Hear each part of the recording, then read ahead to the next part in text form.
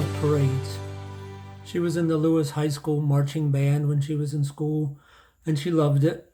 And later, she was a founder of the Lewis 4th of July Doodah Parade, because at the time, back in the 1960s, Lewis didn't do anything for the 4th of July.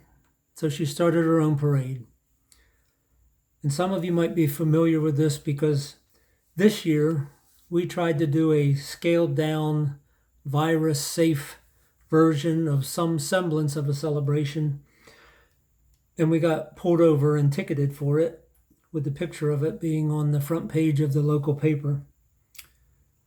And honestly, there are many times that Diana and I dreaded preparing for the parade because of the heat and the traffic and the work to decorate. But there was something about when you hear those marches of John Philip Sousa playing, it just got you in the mood for it. Something about the celebration and the liveliness and the colors and the decorations and the music. It stirs us up. Why do our souls resonate with parades? Maybe because we're in one. Paul says in 2 Corinthians, "But thanks be to God, who always leads us as captives in Christ's triumphal procession and uses us to spread the aroma of the knowledge of Him everywhere." Right now, Jesus is parading us. Where we work, when we go to a restaurant, at the store, at kids' sporting events, everywhere we go. And He does it so that the knowledge of Him is spread. In Matthew 23, Jesus spoke about the Pharisees and said, "Therefore, do whatever they tell you and observe it, but don't do what they do, because they don't practice what they teach." Jesus is referring to religious leaders, people in authority who have positions to teach others. And it seems that they could properly teach the law of Moses, because Jesus said to do what they tell you, but don't do what they do, because their actions don't align with their teachings.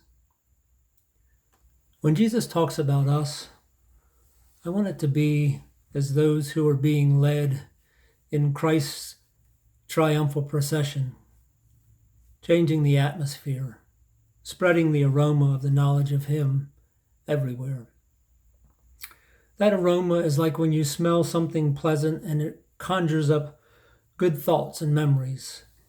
Like the smell of an apple pie baking in the oven might bring back memories of when your mom used to make them and you would share them as a family. The Bible refers to Jesus' life like that in Ephesians, when it says, "Follow God's example, therefore, as dearly loved children, and walk in the way of love, just as Christ loved us and gave Himself up for us as a fragrant offering and sacrifice to God." I don't want Jesus' talk about us to be like that He had for the Pharisees. Listen to what they say, but don't do what they do. That is frightful.